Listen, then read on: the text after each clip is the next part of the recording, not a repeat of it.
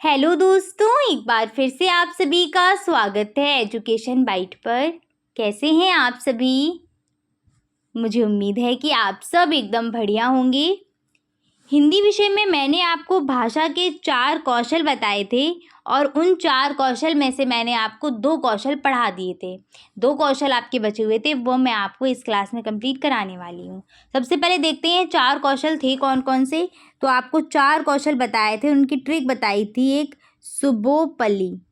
इस सुबोपली ट्रिक में सबसे पहला जो आपका सु है, इससे है सुनना, बो से बोलना, पा से पढ़ना और ली से लिखना। तो आपके 4 कौशल कौन कौन से थे? सु से सुनना यानी कि श्रवण कौशल, बो से बोलना यानी कि वाचन कौशल और पा से पढ़ना यानी कि पठन कौशल और ली से लिखना यानी कि लेखन कौशल। ये 4 कौशल आपके भाषा के होते हैं, जिसमें मैं आपको 2 कौशल पढ़ा चुकी हूँ, श्रवण कौशल और वाचन कौशल। आज हम पठन कौशल और लेखन कौशल को देखने वाले हैं। तो आप सभी फटाफट से क्लास को अपने दोस्तों के साथ शेयर कर दीजिए और लाइक भी कर दीजिएगा, ठीक है। चलिए तो आते हैं सबसे पहले हम पठन कौशल पर। पठन कौशल क्या होता है? पठन कौशल का मतलब है कि जो भी आपके सामने विषय वस्तु दी जाएगी उसको पढ़ करके उसका अर्थ भी ग्रहण कर लेना, ये कहलाता है पठन कौशल। क्लियर है? तो पठन कौशल क्या होता है? लिखित सामग्री को पढ़ते हुए अर्थ ग्रहण करने की जो क्रिया है वही कहलाती है पठन। पठन कौशल का उद्देश्य क्या रहेगा? तो पठन कौशल का उद्देश्य कि बच्चों को स्वाध्याय के लिए प्रेरित करना। पहला उद्देश्य ये रहेगा। उद्देश्य या महत्व में से कुछ भी आ जाए तो आप इन्हीं पॉइंट्स को लिख दीजिएगा। पहला उद्देश्य इसका यही है कि बच्चों में स्वाध्याय की जो क्षमता है वो विकसित करना, कि बच्चे खुद से क्या है, पढ़ के अर्थ निकालना सीखें। थोड़ा थोड़ा अर्थ निकालें, लेकिन अर्थ निकालना, उसका भाव निकालना सीख जाएं। नेक्स्ट है आत्मविश्वास जागृत करना। बच्चों में कॉन्फिडेंस लेवल है उसको भी जागृत करना, कि बच्चों में हाँ ये क्षमता है कि हम इसको पढ़ सकते हैं, इसका अर्थ निकाल सकते हैं, डरे नहीं वो। नेक्स्ट पॉइंट है पठित विषय वस्तु का केंद्रीय भाव ग्रहण करने की क्षमता विकसित करना। जो भी विषय वस्तु, जो भी टॉपिक दिया जा रहा है उसका क्या भाव है उसको भी वो पढ़कर समझ पाए। इसके बाद आते हैं पठन कौशल की विधियाँ। पहली विधि है अक्षर बोध विधि। अक्षर बोध विधि में क्या होता है? सबसे पहले एक एक अक्षर पढ़ना सिखाते हैं, जैसे अ हो गया, फिर आ हो गया, ठीक है, ई हो गया।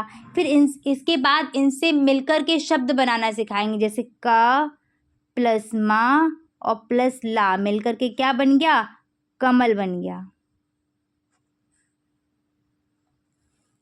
इसी प्रकार से और बना सकते हैं हम, जैसे ना प्लस ला क्या बन गया? नल। तो इस प्रकार से अक्षर बोध विधि के अंतर्गत हम अध्ययन कराते हैं। सेम आपकी ऐसे ही शब्द बोध विधि होती है। शब्द बोध विधि भी एक विधि है जिसमें हम क्या करते हैं, बच्चों को जो भी शब्द पढ़ना सिखाना है उसका हम चित्र दिखाते हैं। बहुत ही सरल सरल शब्द होंगे यहाँ पर, जैसे कि हमने दिखा दिया फूल का चित्र, तो बच्चे उसको देख करके बोल देंगे फूल है, या फल है, या आम का दिखाया चित्र तो बच्चे उसको बता देंगे आम। तो उसमें क्या होता है, चित्र बने हुए होते हैं कार्ड्स पर और उनको दिखाते तो बच्चे उसका शब्द बताते हैं कि ये है, ठीक है। इसके बाद आते हैं नेक्स्ट है आपकी ध्वनि साम्य विधि। ध्वनि साम्य विधि में क्या होता है, इसमें एक ही समान ध्वनि वाले शब्दों को पढ़ना सिखाते हैं, ठीक है। जैसे राम, इसके बाद काम, नाम, दाम, मतलब समान ध्वनि वाले शब्द, ठीक है। एक जैसी जब ध्वनियाँ जो निकाल रहे होंगे शब्द, उनको एक साथ पढ़ना सिखाएंगे। इसके बाद आती है साहचर्य विधि। साहचर्य विधि में क्या होता है, इस विधि के अंतर्गत हम क्या करते हैं, जो भी आपका शब्द है उस शब्द, जो जैसे कि मान लीजिए कमल है, तो 3 कार्ड बने होंगे, एक पर का लिखा होगा, एक पर मा लिखा होगा और एक पर ला लिखा होगा, ठीक है। और इनके पीछे जो है वो कमल की आकृति बनी हुई होगी। तो बच्चे क्या करेंगे, इसको अरेंज करेंगे और आपको जो मिलाकर है बना देंगे कमल। जैसे कि मान लीजिए इस प्रकार से है आपका, और यहाँ पर लिखा हुआ है का, यहाँ पर ला और यहाँ पर मा, और इनके पीछे बना हुआ कमल का चित्र। तो बच्चे फिर इसको अरेंज कर करके बना देंगे क्या, कमल। आगे पीछे उन्हें लगाना होगा कार्ड और बन जाएगा कमल। तो इस तरीके से ये आपकी चलती है साहचर्य विधि, ठीक है। चलिए तो आगे बढ़ते हैं, नेक्स्ट आते हैं लेखन कौशल पर। लेखन कौशल क्या होता है? लेखन कौशल का जो शाब्दिक अर्थ है वो क्या है, लिखना, ठीक है। यानी कि जो भी विषय वस्तु दी जाए उसको लिखना ही क्या है, आपका लेखन कौशल है। लेखन कौशल का उद्देश्य क्या है, ये इंपॉर्टेंट पॉइंट है। तो लेखन कौशल का उद्देश्य रहता है, लेखन शिक्षण का उद्देश्य पूछ लिया जाए तब भी आपको यही लिखना है, क्या उद्देश्य है, तो विद्यार्थी में अपने भावों विचारों को लिपिबद्ध करने की क्षमता को विकसित करना, यानी कि जो भी बच्चा है वो बोलकर तो बता पा रहा है अपनी बात को, लेकिन वो बात को लिखकर भी अच्छे से व्यक्त कर पाए, ये रहेगा लेखन कौशल का या लेखन शिक्षण का उद्देश्य। इसके बाद विभिन्न प्रकार के विराम चिन्हों का उचित उपयोग करना सिखाना, कहाँ पर पूर्ण विराम आना है, कहाँ पर आपका अर्ध विराम आना है, कहाँ पर अल्प विराम आना है, कहाँ विस्मयादि बोधक चिन्ह आना है, इन सभी का भी यूज़ करना बच्चों को सिखाना। नेक्स्ट रहेगा विद्यार्थी के शब्दकोश को उचित रूप से सक्रिय बनाना। लेखन कौशल में हम कुछ ऐसी विषय वस्तु दे सकते हैं या कुछ ऐसे आप टॉपिक दे सकते हैं बच्चों को, जिससे क्या है कि वो अपने जो भी उनके अंदर क्या कहते हैं अनुभव है उसको वो वहाँ पर वर्णित करें, जिससे क्या है वो शब्दकोश भी उनका मजबूत होगा, नए नए शब्दों का प्रयोग करना और अच्छे से सीख जाएंगे। इसके बाद लास्ट पॉइंट है विद्यार्थियों को सुंदर, सुडौल व स्पष्ट लेख की शिक्षा देना।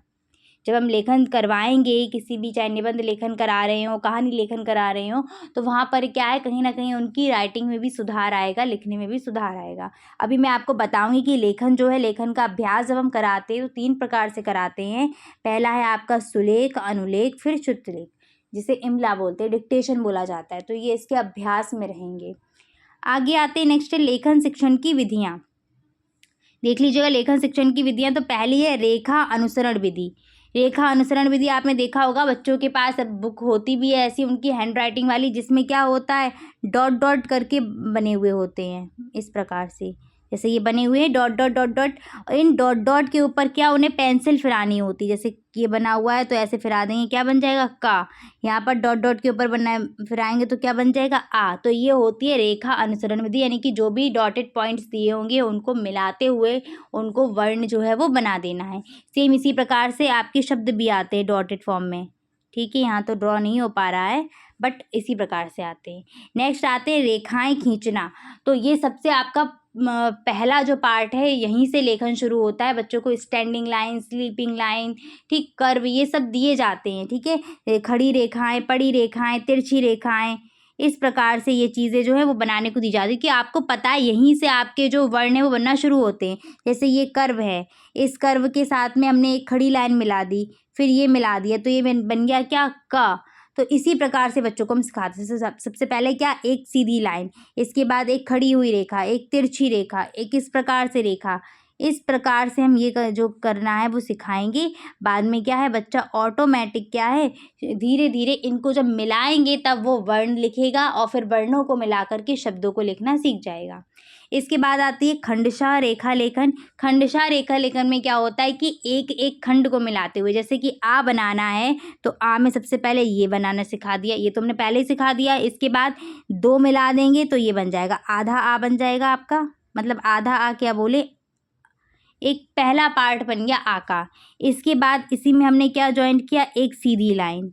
इसके बाद इसी में हमने क्या ज्वाइंट किया, एक खड़ी रेखा, और फिर लास्ट में हमने ज्वाइंट किया एक शिरोरेखा। तो ये आपका क्या बन गया, धीरे धीरे खंड से हमने बना दिया आ। सेम ऐसे ही का, ऐसे ही गा बन जाएगा। तो खंडशः लेखन में क्या है कि जो भी वर्ण सिखाना है उसके पहले छोटे छोटे हिस्सों को सिखाएंगे और फिर उनको जोड़ करके वर्ण बन जाएगा। तो ये होती है खंडशः लेखन विधि। इसके बाद आइएगा नेक्स्ट है आपकी अनुकरण लेखन विधि। तो अनुकरण लेखन विधि क्या अनुलेख विधि। अनुलेख विधि में क्या होता है, इस विधि में जो भी शिक्षक होंगे या जो भी व्यक्ति जो बच्चे को पढ़ा रहा होगा वो या तो श्याम पट पर या फिर किसी एक कॉपी पर कुछ अक्षर लिख देंगे या कुछ शब्द लिख देंगे, तो बच्चा उनको देख देख करके नोट करेगा। जैसे स्कूलों में होता है ना कि टीचर ने पूरा आंसर या कोई भी वाक्य लिख दिया श्याम पट पर, तो बच्चे उसी को देख करके हूबहू लिखते हैं। तो यही होती है अनुलेख विधि। इसके बाद आती है आपकी मांटेसरी विधि और पेस्टोलॉजी विधि। ये भी आपकी लेखन की विधि है, इनको मैं डिटेल में भी समझा दूंगी, ठीक है। क्वेश्चन यहाँ से ऐसे भी पूछ लेते हैं कि मांटेसरी विधि का उपयोग कहाँ पर किया जाता है, तो लेखन में, ठीक है। पेस्टोलॉजी का यूज़ कहाँ करेंगे, तो लेखन में आपका यूज़ होगा इसका, ठीक है। चलिए आगे बढ़ते हैं। यहाँ पर पेस्टोलॉजी और मांटेसरी मैं आपको ही बता दूंगी। इसके बाद देख लेते हैं लेखन सिखाने में ध्यान देने योग्य बातें, यानी कि लेखन शिक्षण जब हम करा रहे हैं तो वहाँ पर बच्चों में हमें क्या क्या चीज़ों का ध्यान देना चाहिए। पहला है बैठने का ढंग, बच्चे के बैठने का ढंग ठीक होना चाहिए। आँखों से कागज़ की दूरी जो है कितनी होनी चाहिए, 25 सेंटीमीटर होनी चाहिए, इससे ज़्यादा और इससे कम ना हो, क्योंकि पता है आई साइट पर फ़र्क पड़ता है। नेक्स्ट है शिरोरेखा का प्रयोग अवश्य करना चाहिए। आपने देखा होगा जैसे जैसे हम बड़े लेवल पर आते जाते कहीं ना कहीं शिरोरेखा का यूज़ करना भूल जाते। जैसे यहाँ पर योग के ऊपर जो रेखा दिख रही है ये क्या है, शिरोरेखा। तो आपने देखा होगा मैंने यहाँ पर जितने भी लिखे हुए हैं मैं सभी जगह शिरोरेखा का प्रयोग करती हूँ। बहुत से लोग क्या होते हैं जल्दबाजी में इसको हटा देते, लगाना भूल जाते। तो ये अशुद्धि तो नहीं है, बट आपको पता है शिरोरेखा का जब हम प्रयोग करते हैं तो कहीं ना कहीं हमारा लेख क्या है, थोड़ा और अच्छा लगता है, देखने में अट्रैक्टिव लगता है। तो शिरोरेखा का प्रयोग करना भी सिखाना चाहिए। इसके बाद कलम पकड़ने का ढंग वो भी सही होना चाहिए। अगर पेंसिल या पेन बच्चा सही से नहीं पकड़ पाएगा तो लिख भी नहीं सही से पाएगा, तो ये भी ध्यान देने वाला बिंदु है। और नेक्स्ट है आपका अक्षर की सुडौलता, स्पष्ट और सही अक्षर बने, ठीक है, साफ साफ लिखे जाए, यानी कि एक के ऊपर एक ही चढ़ा दे रहा है आ, फिर इसी के ऊपर आ चढ़ा दिया, तो स्पष्ट हों और सुडौल हों, एक ही जैसे हों, एक ही समान आकृति के। जैसे मान लो आम लिखना है तो आ इतना बड़ा और माँ ऐसा, ऐसा नहीं बनाना है, ठीक है। चलिए आगे बढ़ते हैं। यहाँ पर मैं आपको दिखाती हूँ पेस्टोलॉजी की रचनात्मक विधि। ये 2023 में आपसे पूछी भी गई थी।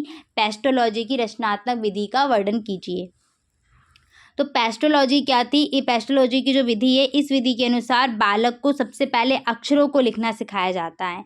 और इस विधि में क्या करते हैं, आप इसको खंडशः लेखन से भी संबंधित कर सकते हैं। सबसे पहले जो भी अक्षर सिखा रहे हैं उन अक्षर के छोटे छोटे टुकड़े हम सिखाते हैं। जैसे कि अभी मैंने आपको बताया था आ में, यानी कि आप ये बोल सकते हो सबसे पहले लाइन से हम स्टार्ट करेंगे, एक सीधी रेखा, एक तिरछी रेखा, ठीक है, फिर एक आपकी पड़ी रेखा। सबसे पहले हम यहाँ से स्टार्ट करेंगे, यानी कि उनके जो भी अक्षर आप सिखा रहे हैं उन अक्षर में जो भी टुकड़े आ रहे हैं उनको पहले सिखाना, उसके बाद ये कर्व सिखा देना, उसके बाद फिर इनको धीरे धीरे जोड़ते हुए फिर उसका योग करना सिखाना, ठीक है। तो ऐसे आपका जो अक्षर है वो बन जाएगा। यानी कि पेस्टोलॉजी की विधि क्या कहती है कि जो भी अक्षर है उस अक्षरों को टुकड़ों में विभाजित करके सिखाना और बाद में उनको ज्वाइंट करके सिखा देना। तो इससे एक अक्षर पूरा बन जाता है और बच्चे को पूर्ण अक्षर का ज्ञान हो जाता है। जैसे कि आ था, आ से ही ले लेते हैं, आ था, आ के टुकड़े कर दिए ये और ये। अब इसको पुनः ज्वाइंट कर देंगे तो क्या बन जाएगा, आ बन जाएगा, इस प्रकार से। तो ये है पेस्टोलॉजी की विधि। नेक्स्ट आते हैं अनुकरण विधि। तो मैंने आपको बताई दी थी। इस विधि में क्या होता है, इस विधि में शिक्षक श्यामपट्ट या कॉपी पर कुछ शब्द लिख देता है और छात्र लिखे गए वर्णों या शब्दों का अनुकरण करके लिखते हैं, अर्थात श्यामपट्ट या कॉपी से देख देख करके वो अपनी कॉपी पर लिखेंगे। तो यह है अनुलेख विधि। इसके बाद आते हैं मांटेसरी विधि। मांटेसरी विधि क्या होती है, यह मांटेसरी की देन है। लिखना सिखाने के लिए सबसे पहले बालक को लकड़ी या गत्ते से बने अक्षरों पर उंगली फेरने को कहा जाता है। मान लीजिए एक गत्ता है और इस पर आ जो है वो बना हुआ है, ठीक है। अब आ थोड़ा गत्ते पर उभरा हुआ ऊंचा बना होगा या फिर उस गत्ते पर कटिंग होगी आ की, ठीक है। तो बच्चा वहाँ पर उंगली फेरेगा। जब बच्चा उंगली फेरेगा तो कहीं ना कहीं उसकी उंगली क्या है, उस चीज़ के लिए एक हैबिट आ जाएगी, सध जाएगी उंगली। फिर हम उसको क्या है, अक्षर को लिखना सिखाते हैं पेंसिल के द्वारा, ठीक है। तो इस प्रकार से ये रहती है मांटेसरी विधि।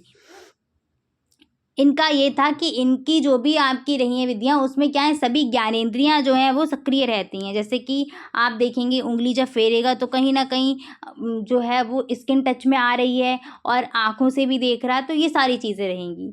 नेक्स्ट आते हैं खंडशः रेखा लेखन। इसमें तो आपको बता दिया, सबसे पहले जो लाइन है वो दिखाते हैं, उसके बाद कर्व सिखाते हैं, फिर इनके अभ्यास के बाद हम वर्णों की रचना जो है वो करना सिखाएंगे, ठीक है। तो सार्थक रेखाओं के अभ्यास के बाद वर्णों की रचना के लिए खंडशः लेखन अभ्यास कराया जाता है।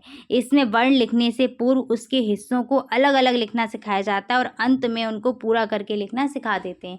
पहले तो सबसे पहले हमारा जो रहेगा इसमें हम यहाँ पर लाइन सिखाते हैं, उसके बाद कर्व सिखाते हैं, फिर आकर के हम उनको जोड़ जोड़ करके एक एक को हिस्से को जोड़ जोड़ के पूरा अक्षर बनाना सिखाएंगे। आते हैं नेक्स्ट आपका है लेखन अभ्यास। लेखन अभ्यास में क्या रहेगा, तो लेखन अभ्यास मैंने आपको बताया था ये कितने प्रकार का होता है, 3 प्रकार का होता है, सुलेख, अनुलेख और श्रुतलेख। तो आज मैं इतना ही रखती हूँ। कल मैं आपको जो ये लेखन अभ्यास रहेगा इसके बारे में और इसका जो नेक्स्ट रहेगा टॉपिक वो मैं करा दूँगी, ठीक है। ज़्यादा टॉपिक नहीं बचे हुए हैं, बस आपके 2 टॉपिक बचे हुए हैं, लेखन अभ्यास, वर्तनी, ये एक ही साथ रहेगा और फिर आपका विराम चिन्ह। तो टोटल 3 हो जाएंगे। वर्तनी जो है वो लेखन के अंतर्गत ही आ जाएगी, तो आप 2 टॉपिक मान करके चल सकते हैं और हिंदी का सिलेबस जो है वो आपका कंप्लीट हो जाएगा। तो आज इतना ही रखती हूँ, फिर मिलूंगी आपकी नेक्स्ट क्लास में। Thanks for watching and please like share and subscribe my channel. Bye bye, take care.